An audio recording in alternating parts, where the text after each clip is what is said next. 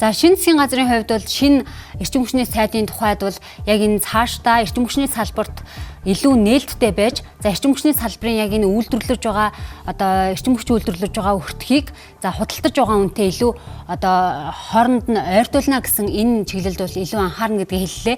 Эрчим хүчний чиглэлийн төрийн өмчт компаниудын удирдлагуудын бас ажлын гэрээг дүгнэж засгийн газар танилцуулна. За ер нь ойрын үед яг энэ салбарт ямар ажил хийж хэрэгжүүлэх вэ гэдгээ засгийн газар танилцуулна гэдгээ тэрээр онцоллоо.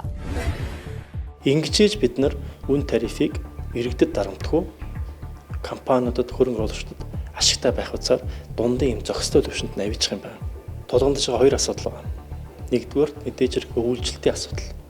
Өвлийг өнтөө давах ёстой. Цахилгааны хязгаарлалт хийхгүй байх ёстой. Яг бодит байдлыг үннийг нэг үгүй хэлсэн зүг байх. Өнөөдөр Монгол улсад чадлын дутагдалд байгаа Монгол улс. Өөрөөр хэлбэл гаднаас импортлоод урд чөршөөс, хойд төршөөсөж аваад бид нар цахилгаан дутна.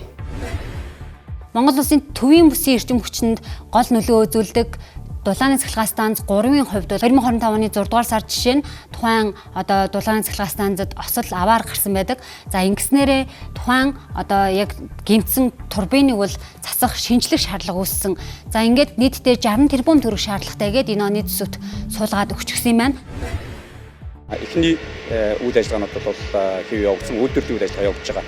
2026 оны 10 сарын 1-ээс үйлдвэрлэл дуусч бүрэн орж ирээд угсралтай ажил эхэлнэ гэсэн ийм графиктай явж байгаа. Тэгээд энэ графикын дагуу одоо үйлдвэрлэлийн ажиллагаа явагдаж байна. Бидний хийсэн засвар үйлчлэгээ за нэмэлт тоног төхөөрөмжийн ажлууд хийх дууссаны үр дүнд бол дулааны эрчим хүчийг бууруулаагүй. Эрчим хүчний салбарын усын төсвийн дэмжлэг нь бол нийт төсвийн 42%-ийг эзэлж байдаг.